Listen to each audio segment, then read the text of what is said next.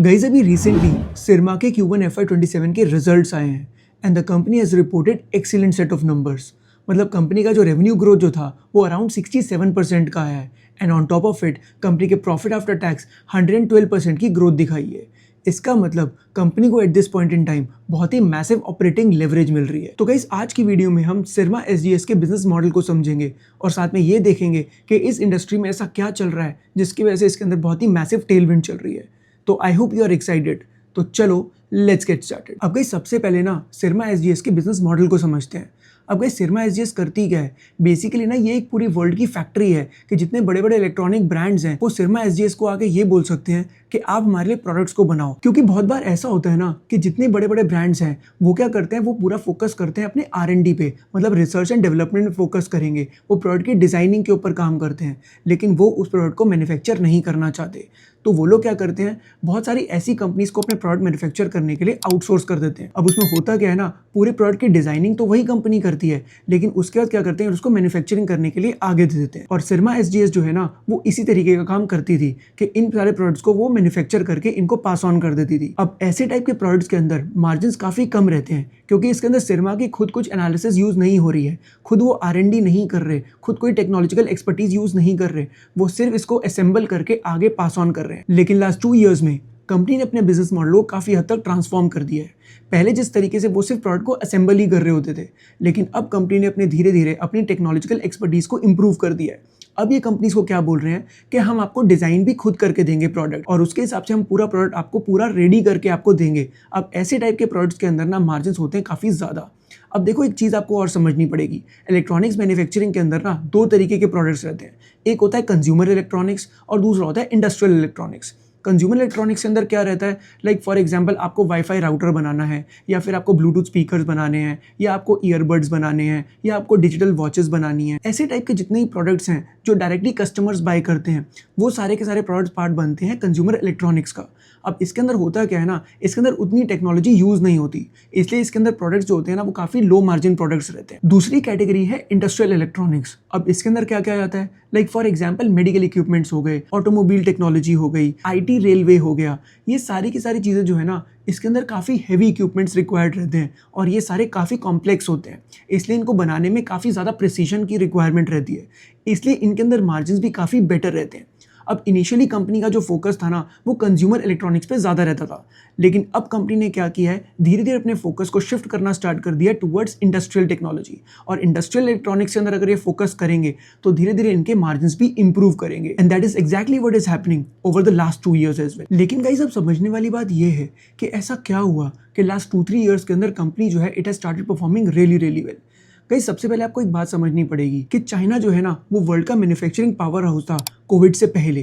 तो हुआ क्या, उस पॉइंट ऑफ टाइम पे वर्ल्ड की जो मेजॉरिटी मैन्युफैक्चरिंग जो होती थी वो चाइना के थ्रू ही की जाती थी।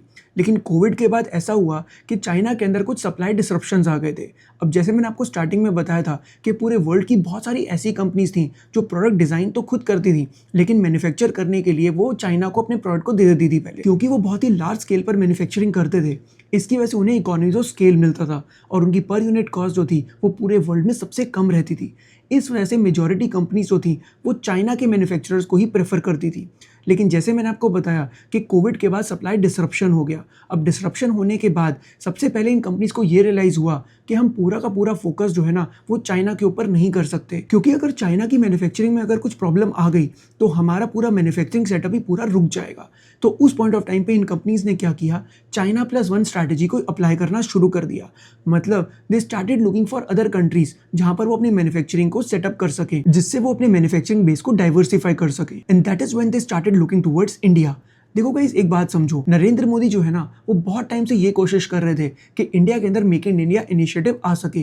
जब से वो प्राइम मिनिस्टर बने थे 2014 के अंदर, he has been relentlessly trying कि इंडिया के अंदर मैन्युफैक्चरिंग बेस बन सके।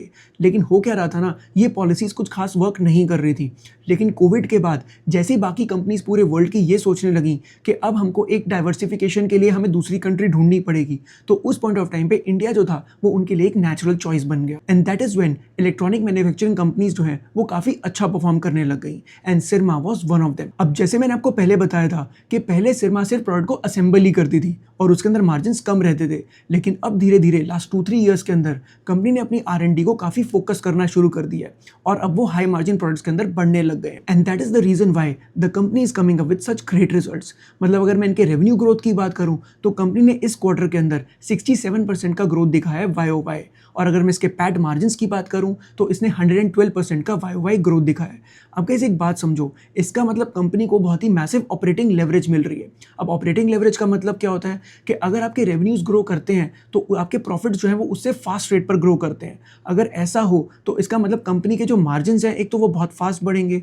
और दूसरी चीज़ ये क्योंकि कंपनी का पैट बढ़ रहा है तो इसका मतलब कंपनी का ROE भी बहुत अच्छे से इंक्रीज कर पाएगा। अब कैसे एक बात सोचो, कंपनी ने Q4 FY26 के अंदर ये बोला था कि आने वाले टाइम के अंदर हम अपने रेवेन्यू को 30-35% से ग्रो कर पाएंगे, लेकिन कंपनी ने इस क्वार्टर के अंदर ही 67% से ग्रोथ दिखाई है। अब गाइस ये जो रिजल्ट्स है ना ये काफ़ी फैंटास्टिक नंबर्स हैं, क्योंकि इसका सबसे बड़ा रीज़न ये है क्योंकि इसी क्वार्टर के अंदर जियोपॉलिटिकल टेंशंस काफ़ी ज़्यादा बढ़ गई थी और सिरमा जो है ना उसे बहुत सारे कंपोनेंट्स बाहर से इंपोर्ट करने पड़ते हैं, क्योंकि उस पॉइंट ऑफ टाइम पे आपको पता ही है कि सारे के सारे लॉजिस्टिक्स कॉस्ट काफ़ी बढ़ गए थे और बहुत सारी शिप्स तो ट्रैवल कर भी नहीं पा रही थी, जिसकी वजह से बहुत सारे सप्लाई चेन डिसरप्शंस भी हो गए थे। लेकिन कंपनी उसके बाद भी अपनी इस मैसिव ग्रोथ रेट को मेंटेन कर पाई, विच इज़ एब्सोल्युटली फिनोमिनल। साथ में क्या हो रहा है ना, कंपनी का जो पहले जो एबिडा लेवल्स जो आते थे वो सिंगल डिजिट के अंदर रहते थे। मतलब ये मैं तब की बात कर रहा हूँ जब कंपनी मेजरली अपने प्रोडक्ट्स को असेंबल करती थी, लेकिन इस पॉइंट ऑफ टाइम पे कंपनी का जो एबिडा मार्जिन जो है वो 11% तक आ चुके हैं और मैनेजमेंट ने ये भी बोला है कि नेक्स्ट 3 to 4 ईयर्स के अंदर ये एबिडा मार्जिन 15-16% तक आ जाएंगे। और इसका सबसे बड़ा रीज़न यही है क्योंकि कंपनी का मेजर फोकस जो है वो इंडस्ट्रियल इलेक्ट्रॉनिक्स की तरफ बढ़ने लग गया है, जिसके अंदर मार्जिन काफ़ी ज़्यादा रहते हैं और इसके अंदर वो डिज़ाइनिंग भी खुद कर रहे हैं। तो उसके हिसाब से क्या हो रहा है ना, काफ़ी प्रिसीजन इंजीनियरिंग की तरफ वर्क करेंगे और साथ में मार्जिन वुड ऑल्सो भी बेटर है। अब कंपनी जो है ना वो ऐसे सेगमेंट्स के अंदर बहुत ही अच्छे लेवल पे वर्क भी कर रही है और यही Q1 FY27 के रिजल्ट्स में क्लियरली दिखा भी, क्योंकि इनकी जो ऑटोमोटिव सेगमेंट जो है वो अराउंड 78% से बढ़ गया। अगर मैं IT और रेलवेज की बात करूं 199% का इंक्रीज आया, और अगर मैं हेल्थ केयर सेक्टर की बात करूं तो 100% का उसके अंदर YOY ग्रोथ आया। इसका मतलब ये कि कंपनी जो है ना वो इन सारे सेगमेंट्स के ऊपर बहुत ही मैसिवली वर्क कर रही है और जिसके अंदर बहुत ही अच्छे मार्जिन इनको मिल सकते हैं। और अगर ये कुछ क्वार्टर्स के अंदर इसी तरीके की ग्रोथ रेट दिखाते रहे तो गोइंग फॉरवर्ड अपने एबिडा मार्जिन की जो गाइडेंस है उसको अचीव कर पाएंगे, जिसकी वजह से कंपनी की जो प्रॉफिटेबिलिटी है ना वो काफी मैसिव लेवल पे बढ़ सकती है। अब गाइस FY26 के अंदर कंपनी के जो रेवेन्यूज थे वो अराउंड 4800 करोड़ के थे और मैनेजमेंट ने ये गाइडेंस दी थी कि बाय FY28 ये रेवेन्यूज जो है वो 10,000 करोड़ तक हो जाएंगे। मतलब वो मोर देन डबल करने वाले हैं अपने रेवेन्यूज को नेक्स्ट 2 ईयर्स के अंदर, जो कि गाइडेंस कितनी हो गई 30-35% की गाइडेंस रही, लेकिन Q1 FY27 के अंदर मैनेजमेंट ने 67% से ग्रो किया। इसका मतलब ये है कि कंपनी जो है ना वो काफ़ी हद तक ट्रैक पर है अपने रेवेन्यू टारगेट को अचीव करने के लिए, विच इज़ फिनोमिनल। अब आपको ये भी समझना पड़ेगा कि कंपनी अगर अपने रेवेन्यूज़ को डबल कर रही है तो क्या उसके पीछे अपने केपेक्स को उन्होंने उस लेवल पे स्ट्रॉन्ग रखा हुआ है। अब गाइस एक चीज़ और आपको समझनी पड़ेगी, इस पॉइंट ऑफ टाइम पे कंपनी ने क्या किया है ना 1500 करोड़ का उसने केपेक्स किया है। उसने क्या किया है, इंडिया का सबसे बड़ा PCB प्लांट लगाया है। अब PCB क्या होता है, प्रिंटेड सर्किट्स बोर्ड्स होते हैं। अब गाइस एक बात समझो, किसी भी इलेक्ट्रॉनिक डिवाइस के अंदर ना एक सर्किट बोर्ड यूज होता है। अब पहले क्या होता था ना, ये कंपनी ना PCBs को पहले इंपोर्ट करती थी, अब जिसकी वजह से क्या होता था उनको इतने अच्छे मार्जिन नहीं मिलते थे। लेकिन अब कंपनी ने क्या किया है, बैकवर्ड इंटीग्रेशन किया। इन्होंने बहुत सारे ऐसे प्रोडक्ट्स को खुद बनाना शुरू कर दिया जिससे इनके मार्जिन इंप्रूव कर सके, और PCB प्लांट उनमें से एक बहुत बड़ी अचीवमेंट है इनकी, क्योंकि जैसे ये कंप्लीट हो जाएगा उसके बाद क्या होगा, ये जितना भी PCBs जो है ना ये खुद ही मैन्युफैक्चर करेंगे तो इनके मार्जिन जो है ना इसके अंदर काफ़ी इंप्रूव कर पाएंगे।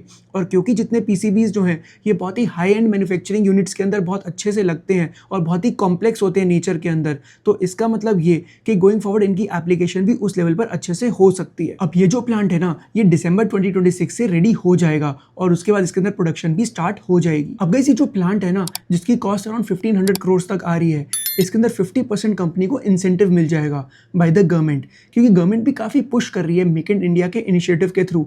वो ये चाहती है कि कंपनीज क्या करें, इंडिया के अंदर मैन्युफैक्चरिंग ज़्यादा करें।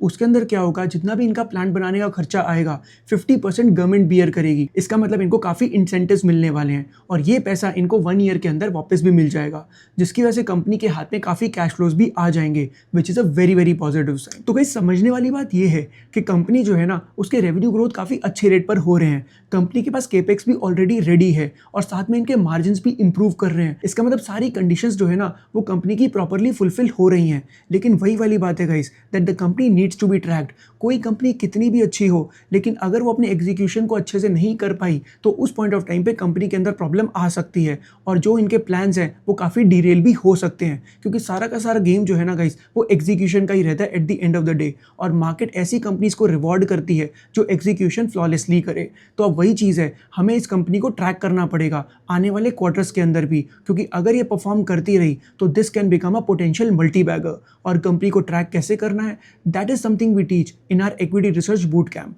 वहाँ हम आपको बहुत डिटेल में बताते हैं कि हर एक कंपनी या हर एक इंडस्ट्री को किस तरीके से ट्रैक किया जाता है, कौन कौन से ऑपरेटिंग मैट्रिक्स को देखा जाता है, कैसे कंपनी की वैल्यूएशन की जाती है। और अगर वो सारे पॉइंट्स को अगर आप फोकस कर लोगे तो गाइस होगा क्या ना, साथ में आपको कॉन्फिडेंस भी आ जाएगा कि कंपनी के अंदर इन्वेस्ट करना चाहिए कि नहीं करना चाहिए, and ultimately you will be able to generate good returns in the stock market. So guys I hope आपको आज का वीडियो अच्छा लगा होगा। If you like this video, then don't forget to like, share and subscribe to the channel.